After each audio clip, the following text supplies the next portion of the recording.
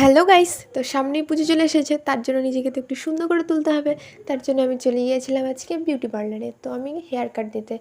তো first time ভেবেছিলাম যে চুলগুলোকে বেশি ছোট করব না, কারণ আমার একটু লং হেয়ারই ভালো। যতই হোক আমার অতটাও লং হেয়ার না, তবুও তারপরেও মনে হলো না একটু ছোট করেই ফেলি। তারপরে তো আমার এত বড় বড় চুলগুলো একদম কাট কাট করে একদম ছোটো করে দিল।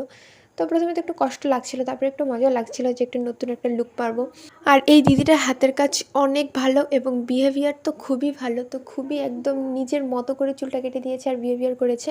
তো আমার তো ভীষণই ভালো লেগেছিলো। তোমরা যদি চাও তো আমাকে কমেন্টে জানিও, আমি অ্যাড্রেসটা দিয়ে দিই। তারপর নিচে পড়ে থাকে আমার কাটা চুলগুলো দেখে তো আমার ভীষণই কষ্ট হচ্ছিলো। তারপরও না, নিজেকে সান্ত্বনা দিলাম, তো কী হবে, কেটে যখন ফেলেছি। তো আমার তো ভালোই লেগেছে। তারপরে চলে গেলাম থ্রেডিং করতে, মানে ভুরু তুলতে। তো নিজেকে একটু সুন্দর করে তুলতে হবে, তাই না? যতই হোক বছরে একবার পুজো আসে। তো তোমরা কারা কারা নিজেকে সুন্দর করে তুলেছো কমেন্টে জানিও কিন্তু। তো আর দেখা হচ্ছে নেক্সট মিনি ভ্লগে। আজকের জন্য টাটা সবাইকে।